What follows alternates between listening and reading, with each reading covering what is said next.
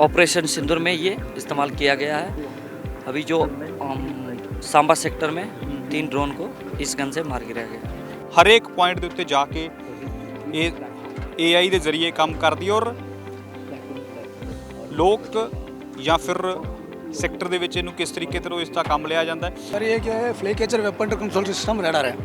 इसमें क्या at a time पर 3 टारगेट 4 टारगेट हम क्या इनिशिएट कर सकता है और इसमें ये सिर्फ डिटेक्शन करेगा और ये गन के साथ कोऑर्डिनेशन होकर इससे फायर होगा। इसका रेंज है 3.5 किलोमीटर है और इसका LRF रेंज है 9 किलोमीटर है। हमने इसको 9 किलोमीटर से आने वाला LRF रेंज से इसको पकड़ते हैं ड्रोन को, ये ऑटो ट्रैक कर सकते हैं। मतलब अगर हमारा ड्रोन कोई ड्रोन आ रहा है कुछ भी आ रहा हो उसको 9 किलोमीटर हमने पकड़ लेंगे, ऑटो ट्रैक पकड़ लिया और गन अपने आप घूमेगा इसके साथ साथ। ਵੈਸਟਰਨ ਕਮਾਂਡ ਜਾਂ ਭਾਰਤੀ ਸੈਨਾ ਦੇ ਜਿਹੜੇ तमाम ਹਥਿਆਰ ਨੇ ਉਹਨਾਂ ਨੂੰ ਕਿਸ ਤਰੀਕੇ ਦੇ ਨਾਲ ਲੋਕ ਅਰਪਿਤ ਕੀਤਾ ਗਿਆ ਕਿ ਲੋਕ ਦੇਖਣ ਕਿ ਫੌਜ ਕਿਸ ਤਰੀਕੇ ਦੇ ਨਾਲ ਕੰਮ ਕਰਦੀ ਹੈ, ਕੀ ਉਹਨਾਂ ਦੇ ਹਥਿਆਰ ਨੇ ਆਧੁਨਿਕ ਹੋਣ ਚਾਹੇ 1965 ਦੀ ਜੰਗ 'ਚ ਵਰਤੇ ਤਾਂ ਇੱਕ ਇਹ ਆਪਰੇਸ਼ਨ ਸੰਦੂਰ ਦੇ ਵਿੱਚ ਵੀ ਇਸ ਦੀ ਵਰਤੋਂ ਹੋਈ ਔਰ तमाम ਜਿਹੜੀ ਜੰਗ ਹੁੰਦੀ ਹੈ ਉਸ ਵਿੱਚ ਵਰਤੋਂ ਹੁੰਦੀ ਹੈ ਏਡੀ। ਤਾਂ ਕਿਸ ਤਰੀਕੇ ਦੇ ਨਾਲ ਇਹ ਡਿਫੈਂਸ ਸਿਸਟਮ ਕੰਮ ਕਰਦਾ ਹੈ ਕਿ ਕੁਝ ਇਸ ਦੇ ਵਿੱਚ ਖਾਸ ਰਹਿੰਦਾ ਹੈ ਔਰ ਕਿਹੜੇ ਜੰਗ ਦੇ ਵਿੱਚ ਇਹ ਵਰਤਿਆ ਗਿਆ ਭਾਈ। सर इस गन का नाम है ZD-23M twin barrel anti aircraft gun है। ये एक light weight simple to operate highly mobile high rate of करने वाला एंटी एयर गन है। इसका रेंज है जो 2.5 किलोमीटर एयर टारगेट के लिए और 2 किलोमीटर ग्राउंड टारगेट के लिए। तो हम इसको सर्विस रेट ऑफ फायर है इसका up to 400 round per minute बहुत बैरल है। 1 मिनट के अंदर 400 राउंड पर मिनट बहुत बैरल फायर कर सकता है। ਕਿਹੜੀ ਜੰਗ ਦੇ ਵਿੱਚ ਵਰਤਿਆ ਗਿਆ 1965 ਦੀ ਜੰਗ 'ਚ ਵੀ ਵਰਤਿਆ ਗਿਆ ਸੀਗਾ, ਆਪਰੇਸ਼ਨ ਸੰਦੂਰ 'ਚ ਵੀ ਇਹ ਵਰਤਿਆ ਗਿਆ ਹੁਣ। हाँ, ऑपरेशन सिंदूर में ये इस्तेमाल किया गया है। अभी जो सांबा सेक्टर में 3 ड्रोन को इस गन से मार गिराया गया। आम लोगों के लिए रखा गया कि लोग देखें कि इंडियन आर्मी किस तरीके से काम करती है। हाँ, ये आम लोगों के लिए दिखाने के लिए रखा गया है जो कैसे इसको इस्तेमाल करते हैं हम, कैसे कौन सा इक्विपमेंट हमारे पास है, ये सब लोग को पता भी होना चाहिए, इसलिए हम इस्तेमाल। ਬਿਲਕੁਲ ਧੰਨਵਾਦ। ਤਾਂ ਨਾਲ ਦੀ ਨਾਲ ਇੱਕ ਵਾਰ ਤਸਵੀਰਾਂ ਜਿਹੜੀਆਂ ਜ਼ਰੂਰ ਦਿਖਾਉਣੇ ਕਿ ਇਹ ਡਿਫੈਂਸ ਜਿਹੜੀ ਗਨ ਹੈ ਕਿਸ ਤਰੀਕੇ ਦੇ ਨਾਲ ਕੰਮ ਕਰਦੀ ਹੈ ਔਰ ਲੋਕ ਦੇਖਣ ਦੇ ਲਈ ਇੱਥੇ ਪਹੁੰਚ ਰਹੇ ਨੇ ਔਰ ਇਸੇ ਤਰੀਕੇ ਦੇ ਨਾਲ ਇਹ ਪੂਰੀ ਗਰਾਊਂਡ ਦੇ ਵਿੱਚ तमाम ਹਥਿਆਰ ਜਿਹੜੇ ਨੇ ਉਹ ਰੱਖੇ ਗਏ ਨੇ। ਮੈਂ ਆਪਣੇ ਸਹਿਯੋਗੀ ਜਗਜੀਤ ਨੂੰ ਕਹਾਂਗਾ ਇਸ ਪਾਸੇ ਵੀ ਤਸਵੀਰ ਔਰ ਇਸ ਪਾਸੇ ਯਾਨੀ ਕਿ ਜਿਸ ਪਾਸੇ ਵੱਲ ਨੂੰ ਵੀ ਇਹ ਜਿਹੜੇ ਲੋਕਾਂ ਦੇ ਲਈ ਇਸ ਨੂੰ ਰੱਖਿਆ ਗਿਆ ਤਾਂ ਜੋ ਕਿਸ ਤਰੀਕੇ ਦੀ ਸਥਿਤੀ ਹੋਵੇ ਪਰਿਸਥਿਤੀ ਹੋਵੇ ਉਹ ਸਭ ਦੇ ਵਿੱਚ ਕਿਸ ਤਰੀਕੇ ਦੇ ਨਾਲ ਇਹ ਕੰਮ ਕਰਦਾ ਹੈ ਔਰ ਇੱਕ ਰੋਬੋਟਿਕ ਤਕਨੀਕ ਜਿਹੜੀ ਹੈ ਇਹ ਵੀ ਮੈਂ ਆਪਣੇ ਸਹਿਯੋਗੀ ਜਗਜੀਤ ਨੂੰ ਕਹਾਂਗਾ ਜ਼ਰੂਰ ਦਿਖਾਵੇ ਕਿਉਂਕਿ ਕਿਸ ਤਰੀਕੇ ਦੇ ਨਾਲ ਇਹ ਕੰਮ ਕਰਦੀ ਹੈ ਕੀ ਕੁਝ ਇਸ ਦੇ ਵਿੱਚ ਖਾਸ ਰਹਿਣ ਵਾਲਾ ਹੈ ਔਰ ਕਿਉਂਕਿ ਹਰੇਕ ਪੁਆਇੰਟ ਦੇ ਉੱਤੇ ਜਾ ਕੇ ਇਹ AI ਦੇ ਜ਼ਰੀਏ ਕੰਮ ਕਰਦੀ ਔਰ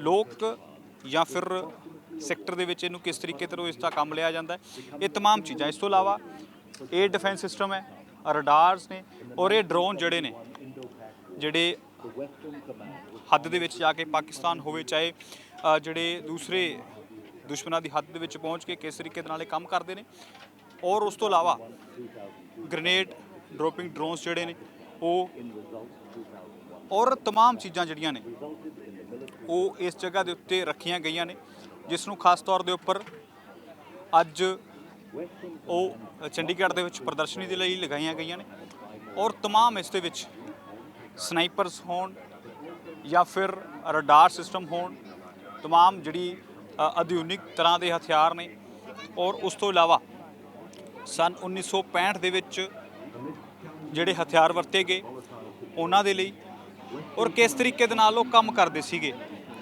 ਉਹ ਸਾਰੀਆਂ ਚੀਜ਼ਾਂ ਜਿਹੜੀਆਂ ਨੇ ਉਹਨਾਂ ਨੂੰ ਵੀ ਦਿਖਾਉਣ ਦੀ ਜਿਹੜੀ ਕੋਸ਼ਿਸ਼ ਹੈ ਔਰ ਉਸ ਤੋਂ ਬਾਅਦ ਇੱਕ ਜਿਹੜਾ ਐਂਟੀ ਰਡਾਰ ਸਿਸਟਮ ਹੈ ਇਹ ਕਿਸ ਤਰੀਕੇ ਦੇ ਨਾਲ ਕੰਮ ਕਰਦਾ ਹੈ ਇਸ ਦੇ ਵਿੱਚ ਕੀ ਕੁਝ ਜਿਹੜਾ ਖਾਸ ਰਹਿਣ ਵਾਲਾ ਤਾਂ ਕਿਸ ਤਰੀਕੇ ਦੀਆਂ ਚੀਜ਼ਾਂ ਇਸ ਐਂਟੀ ਰਡਾਰ ਸਿਸਟਮ ਦੇ ਵਿੱਚ ਨੇ ਔਰ ਕਿਸ ਵੇਲੇ ਇਹ ਲਗਾਤਾਰ ਵਰਤਿਆ ਜਾਂਦਾ ਹੈ। सर ये क्या है flag catcher weapon control system radar है। इसमें क्या एट अ टाइम पर 3 टारगेट 4 टारगेट हम क्या इनिशिएट कर सकता है और इसमें ये सिर्फ डिटेक्शन करेगा और ये गन के साथ कोऑर्डिनेशन होकर इससे फायर होगा। और गन क्या है मतलब उससे मैनुअल भी फायरिंग हो सकता है लेकिन एक्यूरेट फायर नहीं होगा। इसको कैलकुलेट करने के लिए क्या हमारा रडार सिस्टम है एक डेटा इनपुट भी दिया रखा है। इससे हम पूरा कैलकुलेट करके क्या गन का डेटा पास कर देंगे और फायर यहाँ से कर देंगे वो सिर्फ गोली डालते रहेगा। ਇਹ ਕਿੰਨੀ ਕੁ ਮਤਲਬ ਦੂਰ ਕਿੰਨੀ ਕੁ ਦੂਰ ਤੋਂ ਕਰ ਲੈਂਦਾ ਹੈ? ये फ्लैग कैचर का रेंज है मिनिमम 300 मीटर से 20 किलोमीटर तक है। सर्वेलेंस करते रहेगा, हाइट में देखने से 4 किलोमीटर तक है। ये 360 डिग्री में घूमते रहेगा। 360 ਕਿਲੋਮੀਟਰ। यस। ਠੀਕ ਆ ਬਿਲਕੁਲ। ਇਸ ਦੇ ਨਾਲ ਜਿਵੇਂ ਜ਼ਿਕਰ ਕਰ ਲਈਏ ਤਾਂ ਇਹ ਇਸ ਰਡਾਰ ਸਿਸਟਮ ਦੇ ਨਾਲ ਜਿਹੜੀ ਇੱਕ ਤਸਵੀਰ ਜਿਹੜੀ ਇਹ ਗਨ ਦੇਖ ਰਹੇ ਹੋ ਤਾਂ ਇਹ L70 ਗਨ ਹੈ ਔਰ 40 mm ਜਿਹੜੀ ਗਨ ਹੈ ਇਹ ਐਂਟੀ ਰਡਾਰ ਸਿਸਟਮ ਦੇ ਨਾਲ ਟੱਚ ਦੇ ਵਿੱਚ ਹੈ ਔਰ ਜਦੋਂ ਵੀ ਕਿਸੇ ਤਰੀਕੇ ਨਾਲ ਕੋਈ ਰਡਾਰ ਕੰਮ ਕਰਦੀ ਹੈ ਤਾਂ ਉਸ ਤੋਂ ਬਾਅਦ ਇਸ ਦੇ ਜ਼ਰੀਏ ਫਾਇਰ ਜਿਹੜਾ ਹੈ ਉਹ ਕੀਤਾ ਜਾਂਦਾ ਹੈ। ਤਾਂ ਕਿੰਨੀ ਦੂਰੀ ਤੱਕ ਜਿਹੜੀ ਇਹ ਸਰ ਕਿੰਨੀ ਦੂਰੀ ਤੱਕ ਇਹ ਮਾਰ ਕਰਦੀ ਹੈ ਔਰ ਕਿਸ इसका रेंज है 3.5 किलोमीटर है और इसका LRF रेंज है 9 किलोमीटर है। हमने इसको 9 किलोमीटर से आने वाला LRF रेंज से इसको पकड़ते हैं ड्रोन को, ये ऑटो ट्रैक कर सकते हैं। मतलब अगर हमारा ड्रोन अगर कोई ड्रोन आ रहा है कुछ भी आ रहा हो उसको 9 किलोमीटर हमने पकड़ लेंगे, ऑटो ट्रैक पकड़ लिया और गन अपना आप घूमेगा इसके साथ साथ। अगर अपना रेंज में 3.5 किलोमीटर के अंदर आ गया हम फायर कर सकते हैं उसको, एक्यूरेट फायर है इसकी। मतलब ये बेसिकली दोनों इन टच ने आपस इंटरलिंक टच है ना सर, अगर इंडिविजुअल भी कर सकते हैं, अगर इसके साथ टच करके 3 गन को ऑपरेट कर सकते हैं ये अपना कमांड के चलेगा। अगर इसका नहीं हो तो भी हम अकेले भी कर सकते हैं इस पे गन को। बेसिकली ये ਜਿਹੜੇ ड्रोन सिस्टम हो गया या मशाल्स हो गया ਇਹਨਾਂ ਚੀਜ਼ਾਂ ਨੂੰ ਰੋਕਣ ਦੇ ਲਈ हाँ सर, अगर मैं अभी ड्रोन के लिए एयरक्राफ्ट के लिए बना हुआ है, एयर अटैक के लिए बना हुआ है। आजकल लड़ाई क्या नीचे से नहीं हो रहा, एयर से अटैक हो रहा है ज़्यादा। इसी के लिए क्या अब पहला क्या हमारा L70 गन था, मतलब कि इसमें क्या है 2 साइड था, अभी इसको आउट कर दिया, SMC लगाया, सिस्टम मैनेजमेंट कंप्यूटर, इसलिए लगाया कि आजकल क्या छोटा छोटा ड्रोन आ रहा ना, इसी हिसाब से हमने क्या अपडेट करके इंडिया ने बनाया ये, पहला सूडान का है, अभी क्या इंडिया ने बनाया, इंडिया ने बना के इसको अपडेट करके 3 नंबर ने अकेला फायर कर सकता है। उसमें पहले क्या 2 बंदे इसको ऑपरेट करना पड़ता था कि एक घुमाएगा एक हेलमेट करेगा, ये था चीज़, उसको आउट करके पावर में कर लिया। और ये भी चीज़ है इसमें नाइट देखने के लिए TI लगा हुआ, नाइट देखने के लिए, और डे के लिए डे TV लगाया और उसमें LRF लगा रेंज।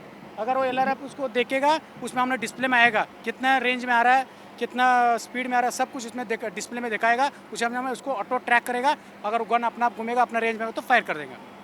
ਬਿਲਕੁਲ ਤਾਂ ਇਹ ਸਾਰੀਆਂ ਚੀਜ਼ਾਂ ਜਿਹੜੀਆਂ ਨੇ ਹੁਣ ਜੇਕਰ ਦੇਖਿਆ ਜਾਵੇ ਤਾਂ ਕਿਸ ਤਰੀਕੇ ਦੇ ਨਾਲ ਕੰਮ ਕਰਦੀਆਂ ਕਿਉਂਕਿ ਇੱਥੇ ਹਰੇਕ ਉਹ ਚੀਜ਼ ਰੱਖੀ ਗਈ ਹੈ ਜਿਸ ਦੇ ਵਿੱਚ ਇਹ 에ਅਰ ਡਿਫੈਂਸ ਸਿਸਟਮ ਹੈ L70 ਗਨ ਜਿਹੜੀ ਹੈ ਔਰ ਉਸ ਤੋਂ ਇਲਾਵਾ ਹਰੇਕ ਤਰ੍ਹਾਂ ਚ ਆਉਣ ਵਾਲੇ ਜਿਹੜੇ ਉਹ ਹਥਿਆਰ ਨੇ ਜਿਹੜੇ ਸਨ 1965 ਉਸ ਤੋਂ ਬਾਅਦ 71 ਔਰ ਹੁਣ ਆਪਰੇਸ਼ਨ ਸੰਦੂਰ ਯਾਨੀ ਕਿ 2025 ਦੇ ਵਿੱਚ ਵਰਤੇ ਗਏ ਤਾਂ ਲੋਕਾਂ ਦੇ ਲਈ ਇਹ ਅੱਜ ਦਿਖਾਉਣ ਦੇ ਲਈ ਪ੍ਰਦਰਸ਼ਨੀ ਜ਼ਰੂਰ ਲਗਾਈ ਗਈ ਔਰ ਲੋਕ ਤਮਾਮ ਜਿਹੜੇ ਲੋਕ ਨੇ ਇੱਥੇ ਪਹੁੰਚ ਰਹੇ ਔਰ ਉਹਨਾਂ ਹਥਿਆਰਾਂ ਦੀ ਜਿਹੜੀ ਦਿੱਖ ਹੈ ਕਿਸ ਤਰੀਕੇ ਦੇ ਨਾਲ ਗਰਾਊਂਡ ਦੇ ਉੱਤੇ ਕਿਵੇਂ ਕੰਮ ਕਰਦੀ ਹੈ ਭਾਰਤੀ ਸੈਨਾ ਉਹ ਸਾਰੀਆਂ ਚੀਜ਼ਾਂ ਜਿਹੜੀਆਂ ਨੇ ਜ਼ਰੂਰ ਇੱਥੇ ਦਿਖਾਈਆਂ ਜਾ ਰਹੀਆਂ। ਕੈਮਰਾ ਪਰਸਨ ਜਗਜੀਤ ਸਿੰਘ ਦੇ ਨਾਲ ਮਨਜੋਤ ਸਿੰਘ ਕੰਗ PTC ਨਿਊਜ਼ ਚੰਡੀਗੜ੍ਹ।